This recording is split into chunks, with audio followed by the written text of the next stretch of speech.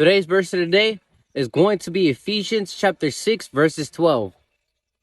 For we wrestle not against flesh and blood, but against principalities, against powers, against the rulers of darkness of this world, against spiritual wickedness in high places. This verse has so many high meanings to it, but one of the specific reasons that I wanted to bring up today was unforgiveness. What does unforgiveness have to do with this?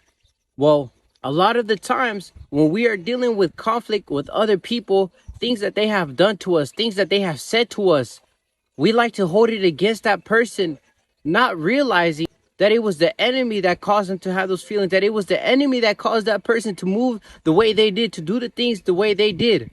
It was never them. It was the enemy.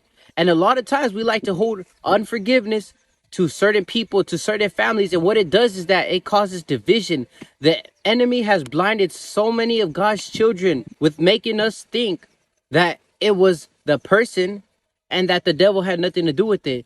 When in all reality, these demons had everything to do. They have a plan. Just like God has a plan for us, the devil has a plan for us too. And one of the main plans the devil has is to bring division with families, to bring divisions with spouses, to bring division with children, friends, relatives. It doesn't matter what it is. If he can bring division, he'll cause the people to separate against each other, because the devil knows when everybody is gathered together, they have more of a power than if everybody was set as an individual.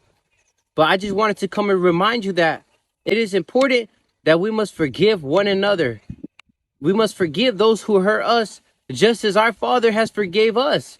We must forgive the people who did us wrong, just as our Father has forgiven us. When we did God wrong so many times, we don't deserve his unforgiveness, but yet he still does it. Imagine all the things that God has forgave us for, all the wicked things that we have done against him. We must love one another and not allow the enemy to confuse us, because the moment he can get us to have unforgiveness on somebody, the moment he can get us to have hatred on somebody, he is able to do what he pleases with that person who has unforgiveness. God calls us to love one another. We must learn to love and forgive and realize that we're not wrestling against flesh and blood, but we're wrestling against spirits and principalities, against the powers of this world, the wickedness. We're wrestling against the devil. We're not wrestling against that person. Love your enemies just as God loves you.